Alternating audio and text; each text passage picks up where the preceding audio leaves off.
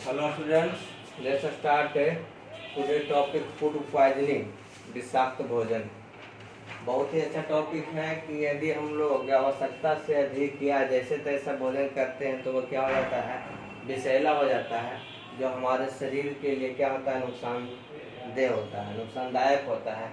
तो देखिए यहाँ पर दिया, food is not stored properly get spoiled due to action of enzyme present in it और due to growth of bacteria fungi. यदि हम भोजन को सही तरीके से उसको स्टोर नहीं करेंगे तो वह भोजन क्या होता है, एंजाइम, जो भोजन में एंजाइम प्रेजेंट होते हैं उसके कारण वे क्या होते हैं, सड़ जाते हैं, और सड़ने के बाद वे क्या क्या होते हैं जी, पॉइजन का, विषाक्त हो जाता है, पॉइजन का रूप ले लेता है, या उसमें बैक्टीरिया पनप जाते हैं, फंगी पनप जाते हैं, जिससे कारण भोजन क्या हो जाता है, विषाक्त हो जाता है। These bacteria and fungi multiply fast in warm and humid conditions by digesting the nutrients of the food and spoil the food. Sometimes these growing microbes produce toxin. कभी-कभी यह माइक्रोब की संख्या इतनी अधिक हो जाती है कि एकदम टॉक्सिन हो जाता है, एकदम हानिकारक हो जाता है। The food so spoiled, जिससे कारण भोजन क्या हो जाता है, एकदम सड़ जाती है, गल जाती है, और क्या ऐसा हो जाता है जी, दिस कॉज फूड पॉइजनिंग, जो फूड पॉइजनिंग का कारक बनता है। तो दो यहाँ पर है, the spoiled food can be identified. विषाक्त भोजन को हम लोग, खराब भोजन को हम लोग पहचान कर सकते हैं। कैसे पहचान करेंगे, तो उसका पहचान करने का तरीका क्या है कि हम लोग उसको सूंघ के देखेंगे हैं, या उसका क्या हो जाएगा, कलर चेंज हो जाएगा, है ना, इसका स्वाद बदल जाएगा। तो ये सब उसका पहचान करने का तरीका हो गया। तो देखिए कहता है कि फूड पॉइजनिंग के लक्षण क्या है।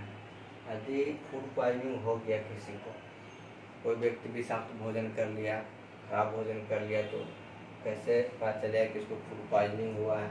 इसका लक्षण है कि उसका हेडेक होगा, सर में दर्द रहेगा, फीवर, है ना, वोमिटिंग होगा और डायरिया। ये सभी लक्षण है फूड पॉइजनिंग का। हेडेक, सर में दर्द, फीवर, बुखार, वोमिटिंग, उल्टी होगा, और डायरिया मीन्स दस्त का। ये सभी लक्षण हो जाते हैं फूड पॉइजनिंग का। Food poisoning is caused by, food poisoning होता है कैसे, अभी हम बताएं कि फूड पॉइजनिंग होता है माइक्रोऑर्गेनिज्म, बैक्टीरिया, फंगी, इसके द्वारा जो होता है उत्पन्न होता है। तो द कॉमन बैक्टीरिया भी कॉज फूड पॉइजनिंग आर, जो कॉमन बैक्टीरिया वो क्या क्या है, सैल्मोनेला बैक्टीरिया है, स्टेफाइलोकोकी बैक्टीरिया है, उस एस्परजिलियस बैक्टीरिया है। ये सही बैक्टीरिया हैं जो भोजन को क्या बना देते हैं, विषाक्त बना देते हैं, जहरीला बना देते हैं, और वह भोजन यदि हम लेते हैं तो हम क्या हो जाते हैं, बीमार पड़ जाते हैं। दूसरा है the toxin produce in the food by bacteria and fungi. भोजन में जो जहर उत्पन्न किसके द्वारा होता है, बैक्टीरिया, फंगी के द्वारा उत्पन्न होता है। द ट्रेस ऑफ पेस्टिसाइड, हम लोग जो पेस्टिसाइड का प्रयोग करते हैं फसलों में, वह भी क्या कर देता है, भोजन को विषाक्त बना देता है, सीरियल्स को, अनाज को विषाक्त बना देता है। The metals are produced by the action of food with the materials of the container और कुकिंग यूटेंसिल। बर्तन भी कभी कभी रिएक्शन करके भोजन को क्या बना देता है, टॉक्सिन बना देता है।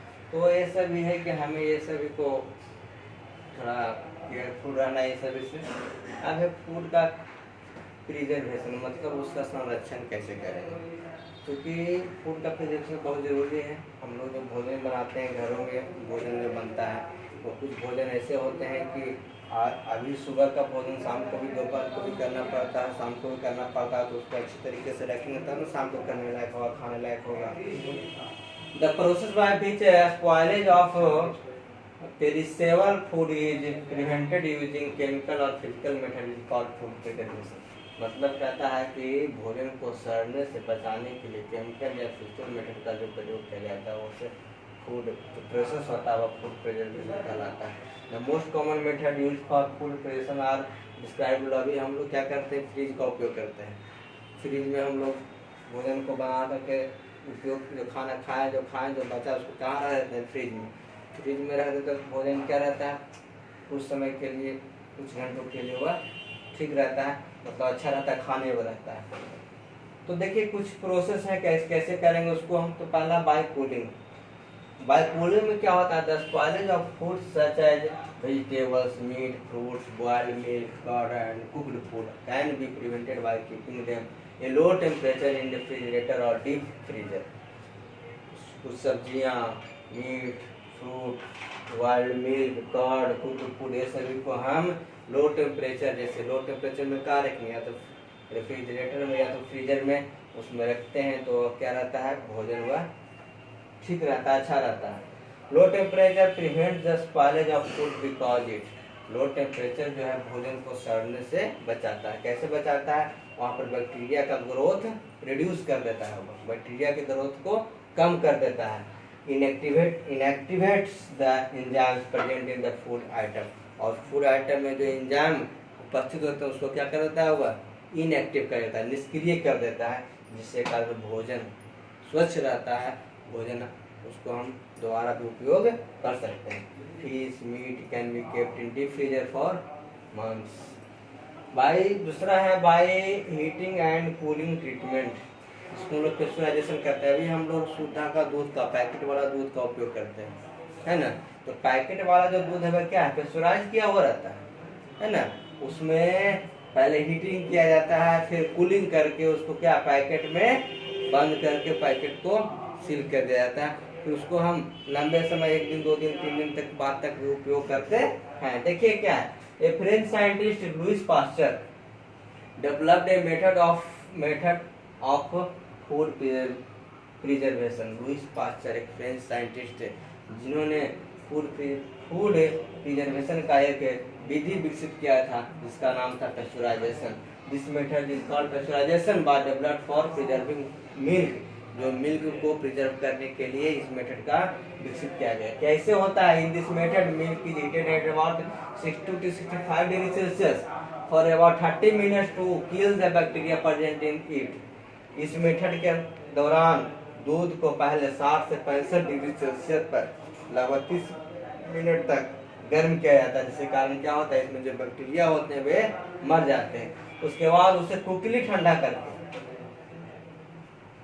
ठंडा किया जाता है, जिसके कारण क्या होते हैं जी, वहाँ पर बैक्टीरिया का ग्रोइंग रुक जाता है, और फिर उसको हम क्या करते हैं जी, पाउच में है बोतल में पैक करके स्टरलाइज कर देते हैं और उसके फिर सप्लाई कर देते हैं। चल अगला है बाय डिहाइड्रेशन। डिहाइड्रेशन मीन्स उसको हम लोग कहते हैं निर्जलीकरण, यानी पानी को हटाकर सुखा करके। हम लोग ग्रामीण क्षेत्र में देखते हैं कि कुछ ऐसी चीजें हैं जिसको सुखा देते हैं, सुखा कर रख देते हैं, उसके बाद भविष्य में फिर उसका उपयोग करते हैं, जैसे सुखौता उसको कहा जाता है गाँव में।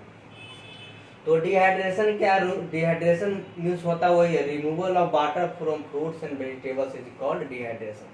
किसी सब्जियों से, किसी फलों से पानी को हटाना ही क्या कहलाता है, डिहाइड्रेशन कहलाता है। डिहाइड्रेशन एक डिजीज भी है जो ह्यूमंस में होता है, उसमें वही होता है, पानी की कमी शरीर में हो जाता है। तो dehydration reduce the moisture content of food and retards the growth of food spoiling microorganism. इससे डिहाइड्रेशन करने से क्या होता है, जो फूड को सड़ाने वाले माइक्रोऑर्गेनिज्म होते हैं वो क्या हो जाते हैं जी, उसकी ग्रोथ बंद हो जाती है, जिसके कारण भोजन क्या रह जाता है, सुरक्षित रह जाता है। तो dehydration can be done by sun drying और by smoking. The foods which are preserved by dehydration method, और कौन कौन से फूड को डिहाइड्रेशन मेथड से प्रिजर्व किया जाता है। देखिए बाय सन ड्राइंग मतलब सूरज की धूप में सुखाते हैं। हम लोग गाँव में ग्रामीण क्षेत्र में और देखते हैं, अभी लोग बरी पालते हैं जिसको बाद में हम लोग भूनते हैं, भूनकर उपयोग करते हैं, खाते हैं, छान कर खाते हैं। तो क्या उसमें वही हुआ, पहले उसको हम लोग सुखा दिए सूरज की धूप में, उसके बाद उसको डब्बा में रख दिए, फिर भविष्य में उसको बाद में उपयोग करते हैं। अगर ग्रामीण क्षेत्र में हम लोग और देखिए सन के द्वारा, सूरज की धूप के द्वारा क्या क्या चीज को डिहाइड्रेट किया जाता है। तो कॉलीफ्लावर, स्पिंच, मेथी, गिंगर ये सभी आदि हो गया, फूल गोभी हो गया, मेथी हो गया, ये सभी को सुखा करके हम लोग रखते हैं और फिर भविष्य में उसका बाद में उपयोग करते हैं। बाई स्मोकिंग फिश और मीट, इसको स्मोकिंग के द्वारा, इसमें भी डिहाइड्रेशन ही होता है। इससे भी पानी को क्या किया जाता है, पानी को उससे रिमूव किया जाता है, जिससे कारण उसको सुखौता बना करके फिर बाद में रख लेते हैं, फिर बाद में उसका उपयोग करते हैं। अगला है by using salt sugar. Salt और शुगर का उपयोग कर कैसे हम लोग भोजन को प्रिजर्व करते हैं। हम लोग खाते हैं निमकी, नींबू का बनता है, उसको क्या किया जाता है, नींबू का जो निमकी बनता है उसको क्या किया जाता है जी, उसको पानी में डाल करके, नमक डाल करके उसको धूप में रखा जाता है कुछ समय के लिए। उससे क्या होता है, नमक जो उसमें डालते हैं उससे क्या होता है, वह सुरक्षित रहता है। तो वही यहाँ मेथड है, the presence of high concentration of salt, मतलब 15 to 18% removes water from the food material. This retards the bacterial growth of prevent food spoilage. इससे क्या होता है, भोजन खराब नहीं होता है। High concentration more than 68% of sugar also retards the bacterial growth and prevent food spoilage. अगला by using oil and vinegar. Oil का उपयोग करके भी हम लोग भोजन को सड़ने से बचाते हैं, मतलब उसका प्रिवेंस करते हैं। देखिए हम लोग ऑयल का हम लोग अचार लगाते हैं, हमारे घरों में अचार लगता है, उसमें तेल की मात्रा ज़्यादा होता है। तेल इससे ज़्यादा डाला जाता है ताकि वह क्या रहे जी, बहुत लंबे दिनों तक सुरक्षित रह सके। Vinegar, oil, citric acid, spice also act as food preservation by not permitting bacteria to grow in this environment. Vegetables, fruit, meat, fish are generally preserved by this method. By heating and canning. Heating food at 110 degree Celsius for about 30 minutes. 110 degree Celsius पर लगभग 30 minute तक यदि भोजन को हम क्या करेंगे, heat करेंगे, उसमें जो बैक्टीरिया होंगे वो क्या हो जाएंगे, मर जाएंगे। और जब बैक्टीरिया मर जाएगा तो भोजन क्या रहेगा, वह सुरक्षित हो जाएगा। The food materials heated to kill the germs then canned under vacuum remain safe for longer period. बहुत सारे भोजन हमारे यहाँ भी मिलता है, डब्बा में पैक रहता है, हॉर्लिक्स रहता है और बहुत सारी चीज़ें ऐसी रहती है जो डब्बा में पैक रहता है। तो उसमें बाय हीटिंग एंड कैनिंग का मेथड का इस्तेमाल किया जाता है। अगला है by using chemical preservation. Chemical preservation में कुछ दवा का उपयोग करके, कुछ औषधि का उपयोग करके भोजन को प्रिजर्व करते हैं, उसमें प्रिजर्व करते हैं। उससे क्या होता है, उसमें जो माइक्रोऑर्गेनिज्म्स होते हैं भोजन को स्पॉइल करने वाले, वे क्या हो जाते हैं, किल हो जाते हैं। तो this method of food preservation में is called chemical preservation. A chemical substance which prevents the spoilage of food materials by the food spoiling microorganisms in it is called a food preservation. कहता है a chemical substance which prevent the spoilage of food materials, एक रासायनिक चीज जो food material को सड़ने से बचाता है, by the food spoiling mechanism. Food spoiling mechanism उसे हम कहते हैं, वह प्रोसेस कहलाता है क्या, फूड प्रिजर्वेशन कहलाता है। सोडियम बेंजोएट, पोटेशियम मेटाबिसल्फेट और common food preservatives. Sodium benzoate का उपयोग फ्रूट जूस, हम लोग के यहाँ डब्बा बंद जूस आता है, माजा वगैरह, ये सब इसमें इसको प्रिजर्व करने के लिए सोडियम बेंजोएट का उपयोग होता है। Potassium metabisulphite is used for preserving cut fruits, jams, jelly इत्यादि। जैम जेली को प्रिजर्व करने के लिए, सुरक्षित रखने के लिए, और लॉन्गर उपयोग के लिए इसको क्या करते हैं जी, पोटेशियम मेटाबिसल्फेट का उपयोग, सल्फाइड का उपयोग किया जाता है। अब by vacuum packing. Most snacks, हम लोग चॉकलेट खाते हैं, particular those contain soil are nowadays marketed is sealed airtight package। बहुत सारे फूड मटेरियल्स जो हम लोग उपयोग करते हैं आज बाजार में जो मिलता है वह पैकेट में रहता है, और उसमें पैकेट में बंद रहता है। वह पैकेट कैसे बंद किया जाता है, वैक्यूम पैकिंग किया जाता है, मतलब उसमें हवा की मात्रा उसमें अंदर नहीं होती है, सभी हवा को उससे बाहर निकाल दिया जाता है, जिसके कारण क्या होता है, the air from such package is removed by evacuation and flushed with oxygen free nitrogen. जब एयर उससे निकाल लिया जाता है इवैक्यूएशन के द्वारा and flushed with oxygen free nitrogen, तो इस तरीके से हम क्या करते हैं, भोजन को फूड मटेरियल को क्या करते हैं, प्रिजर्व करते हैं। ये था। अब है advantage of food preservation. Food preservation से लाभ क्या है, हमें क्या फायदा है फूड प्रिजर्वेशन से। तो देखिए एडवांटेज तो बहुत है। एडवांटेज क्या है कि मान लिया जाए कि हम अभी आपको बताए थे कि सन ड्राई करते हैं। सन ड्राई करने से क्या होगा, अभी कॉलीफ्लावर उपलब्ध है, अभी उसको हम कॉलीफ्लावर को सन ड्राई करके सुखा दिए। जिस समय हमको कॉलीफ्लावर नहीं मिलेगा उसका उपयोग हम उस समय कर लेंगे, तो ये फायदा हुआ। तो food preservation offers the following advantage. क्या क्या लाभ है इससे, क्या क्या फायदे हैं। It decrease the food wastage. इससे क्या होगा, फूड की वेस्ट जो होती है, फूड जो बर्बाद होता है, इसमें कमी आएगा।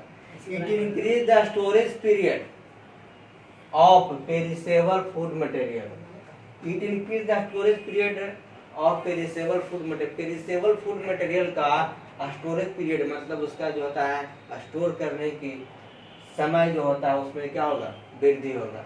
It ensure the availability of out off season food material. अभी हम बताएं आउट ऑफ सीजन जो अभी मिल रहा है, बाद में उसका सीजन खत्म हो जाएगा, तो यदि उसको हम अभी प्रिजर्व कर लेंगे तो बाद में उसका उपयोग कर सकते हैं। It ensure the ability of perishable food materials even at distance palace. तो ये सभी जो था इसका फूड प्रिजर्वेशन का लाभ हुआ। जैसे देखिए हम अभी बताएं कि हम लोग कोल्ड स्टोरेज में रखते हैं बहुत सारे चीज़ को, आलू फ्रूट्स को रखते हैं, वेजिटेबल्स को रखते हैं, किस लिए रखते हैं, प्रिजर्व करते हैं वहाँ पर, किस लिए कि यदि जिस समय हमारे यहाँ वह फ्रूट अवेलेबल नहीं होगा, उस समय वह वेजिटेबल अवेलेबल नहीं होगा, उस समय हम वहाँ से निकाल करके उपयोग में लाएंगे। ये हुआ। अब है देखिए इससे रिलेटेड क्वेश्चंस है यहाँ पे, ओरल क्वेश्चन से 4-5 क्वेश्चन से, इसको आप लोग को बनाना है और इसका आंसर आप लोग को पहले बना लीजिए आप लोग, उसके बाद आप लोग को आंसर प्रोवाइड किया जाएगा, मिला लीजिएगा। इसके बाद हम लोग फिर मिलेंगे नेक्स्ट क्लास में। That's all, thank you.